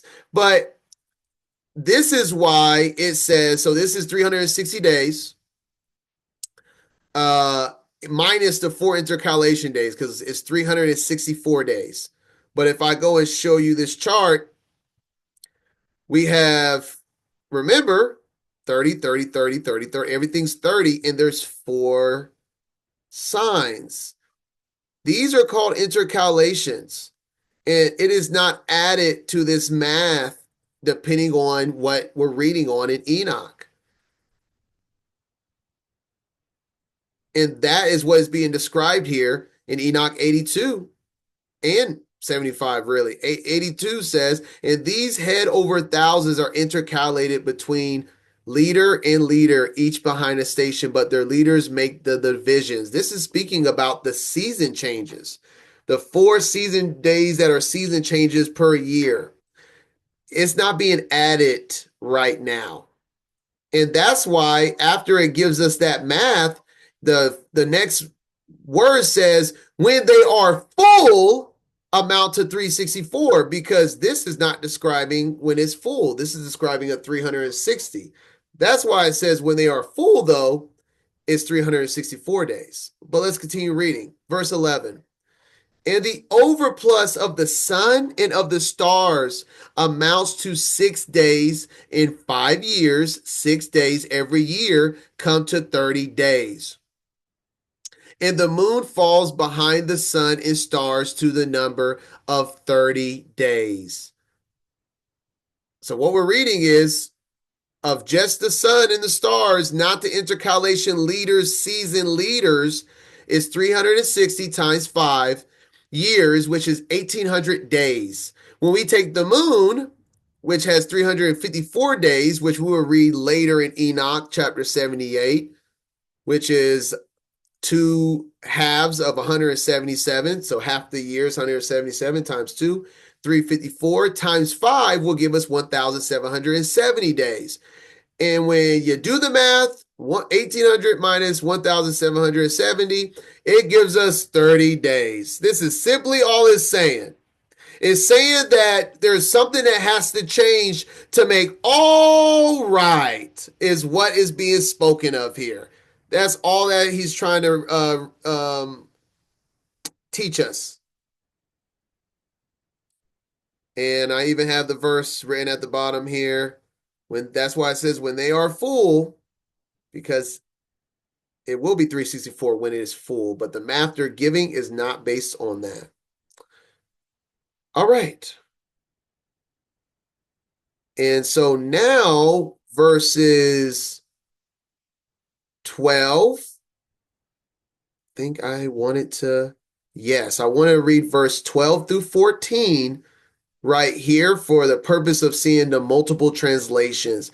So R.H. Charles is my favorite translation for Enoch, but it's not perfect. There's no such thing as a perfect translation because man is not perfect. And sometimes you got to understand what you're translating. And I don't believe any of these people honestly understood fully what they were translating, because it's hard enough to translate Hebrew, but to translate Hebrew describing the luminaries when you probably have a Western mindset of the galaxy and the universe, I doubt they fully understood what they were reading and interpreting. But I'm going to read it entirely. In the top translation, we have Charles, the Lawrence, which is also the Sefer translation, and the Scode or the Scod. All right. Reading at the top, the sun and the stars bring in all the years exactly, so that they do not advance or delay their position by a single day unto eternity, but complete the years with perfect justice in 364 days. In 3 years, there are 1092. For the moon alone, the days amount in 3 years to 1062 days. All right. So I first want to tackle verse 12. He says the sun and the stars bring in all the years exactly. The two different translations, the Scode and the Lawrence, tells us otherwise, that the moon brings in all the years exactly, that their stations may come neither two forwards nor two backwards a single day. And this says the same thing. And I wanted to also recommend, let me put this up. Why I'm saying this is that I wanted to recommend this book. Oh, sorry, the lighting is making it. The Book of Enoch Comparing Three Translations by Gail Bataman. And it's exactly what it is. It goes three different translations throughout the entire Book of Enoch. It helps me see things that people could translate better from one translation to another. This is also how I've noticed these correlations as well, and then is able to divide the truth a little bit better.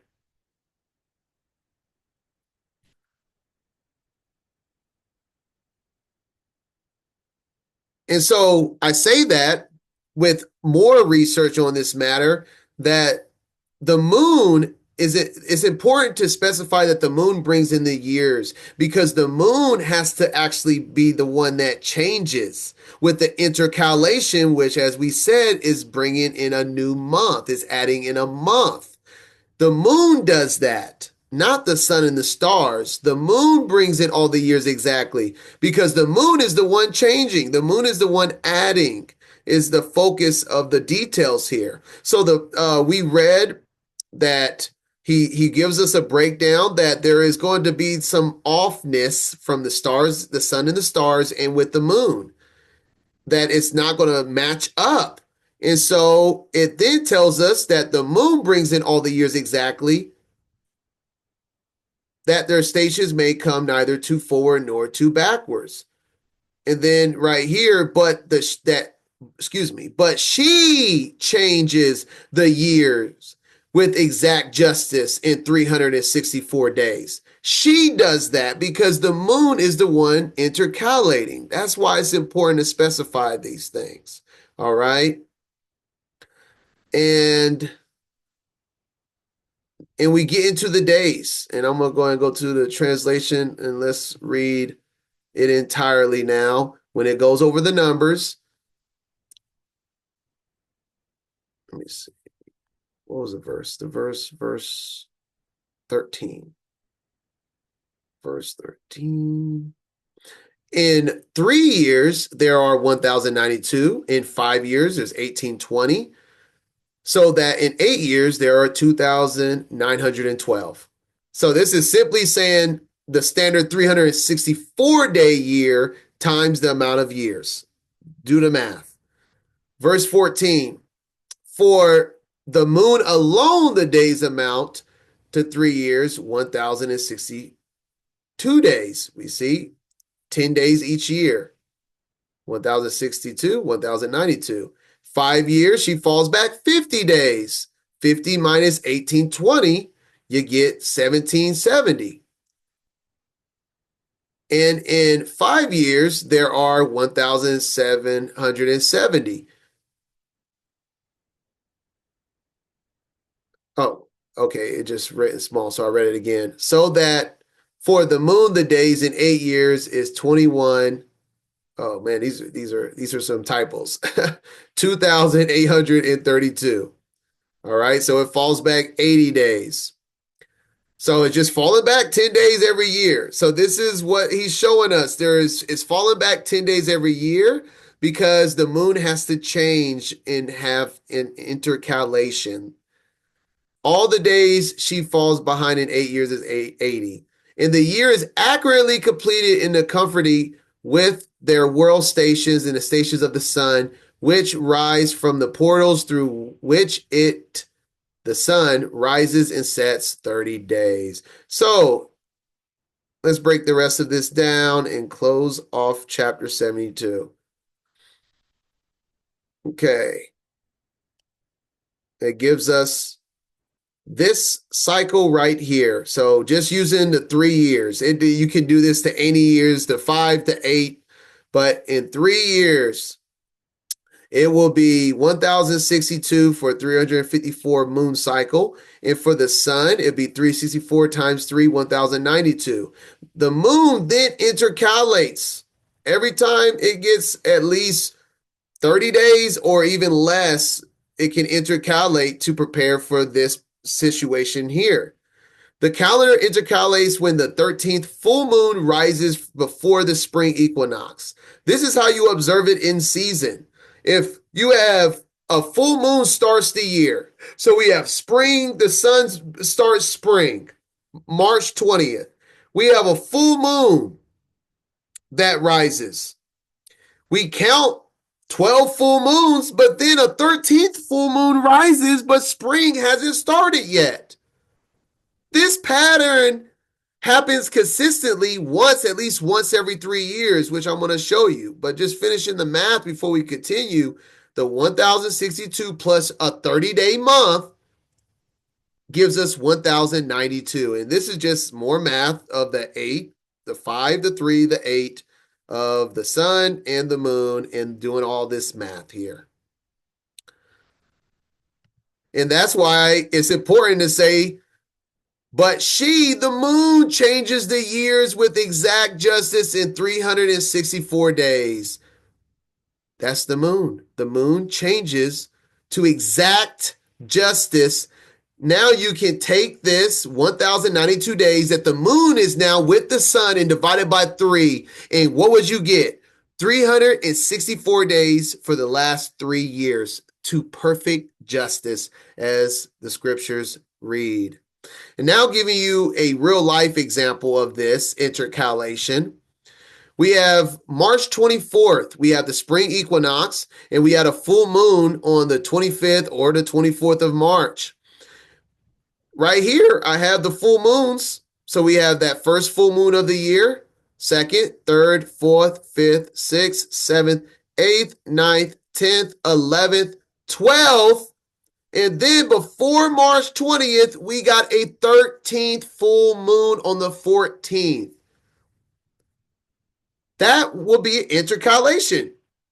From March 14th to April 12th will be a 30-day month that will be an intercalation, which the moon changes to match the sun and the stars so they can all be changed to perfect justice of 364 in that 3-year time span. And you can see this throughout this intercalation cycle that you can find on my website under appointed times, calendar, Excel notes.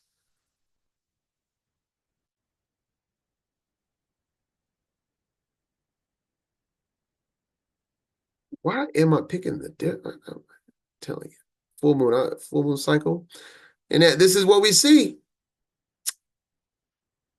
Every 3 years, there's an intercalation, and this never ends.